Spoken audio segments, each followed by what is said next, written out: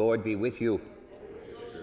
A reading from the Holy Gospel according to Luke. That very day, the first day of the week, 2 of Jesus' disciples were going to a village 7 miles from Jerusalem called Emmaus, and they were conversing about all the things that had occurred. And it happened that while they were conversing and debating, Jesus himself drew near and walked with them, but their eyes were prevented from recognizing him. He asked them, "What are you discussing as you walk along?" They stopped, looking downcast, and one of them, named Cleopas, said to him in reply, "Are you the only visitor to Jerusalem who does not know of the things that have taken place there in these days?" And he replied to them, "What sort of things?" They said to him, "The things that happened to Jesus the Nazarene, who was a prophet, mighty in deed and word before God and all the people. How our chief priests and rulers both handed him over to a sentence of death and crucified him. But we were hoping that he would be the one to redeem Israel. And besides all this, it is now the 3rd day since this took place. And some women from our group, however, astounded us. They were at the tomb early in the morning, but did not find his body. They came back and reported that they had indeed seen a vision of angels who announced that he was alive. Then some of those with us went to the tomb and found things just as the women had described, but him they did not see." And he said to them, "Oh, how foolish you are! How slow of heart to believe all that the prophets spoke. Was it not necessary that the Christ should suffer these things and enter into his glory?" And then, beginning with Moses and all the prophets, he interpreted to them what referred to him in all the scriptures. As they approached the village to which they were going, he gave the impression that he was going on farther. But they urged him, "Stay with us, for it is nearly evening and the day is almost over." So he went in to stay with them. And it happened that while he was with them at table, he took bread, said the blessing, broke it, and gave it to them. With that, their eyes were opened, and they recognized him, but he vanished from their sight. Then they said to each other, "Were not our hearts burning within us while he spoke to us on the way and opened the scriptures to us?"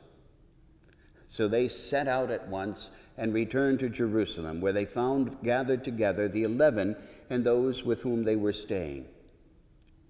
And they were saying, "The Lord has truly been raised and has appeared to Simon." And then the 2 recounted to them what had taken place on the way and how he was made known to them in the breaking of the bread.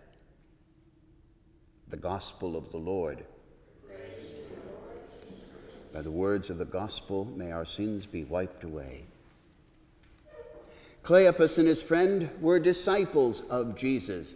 They were attracted to him. They traveled with him. They heard his words. They saw the mighty signs that he performed. And they were pretty well convinced that this was the Messiah. But then all their hopes were dashed when Jesus was arrested and killed and buried.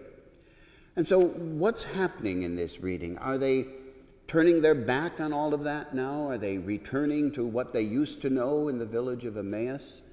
Were they in despair? Were they disappointed? Were they disillusioned? Were they angry? Did they feel they had been duped? But anyway, they were on the way, talking about it. What? And then the stranger comes along, a stranger whom they do not recognize. And this is one of the things that we hear time and time again in the post-resurrection experiences. Jesus comes to them, but they don't recognize him right away because the risen Christ is different. He manifests himself differently than in just that physical body. And so they share with him their disappointment, and he says, "Look, you're believing Jews. You know what was promised. You know what the scriptures foretold. Look at Jeremiah. Look at Isaiah. Look at the Psalms. Look at this. Look at that. Isn't it clear that all the stuff that happened to this man is what needed to happen to the Messiah in order for God's will to be fulfilled?" And then, well, why don't you stay with us? It's nighttime. And then those marvelous words that we hear first at the Last Supper. He took bread, said the blessing, broke the bread, and gave it to them. And then their eyes were opened. Then they knew who it was, absolutely, without any shadow of a doubt. And Jesus is no longer there, but that doesn't bother them at all. They run back with the good news. Our lives can be like that of those disciples, sad. We can be disillusioned. We can be disappointed. We can be frightened. We can be just living in the doldrums. But if we allow Jesus to walk with us as he does, he is always in our midst. If we go to the scriptures and pray with them, if we get ourselves one of those guides to Catholic spiritual interpretation of the scriptures, that will help us. And to know that the promises, what he did, what he said, are real and true for us too.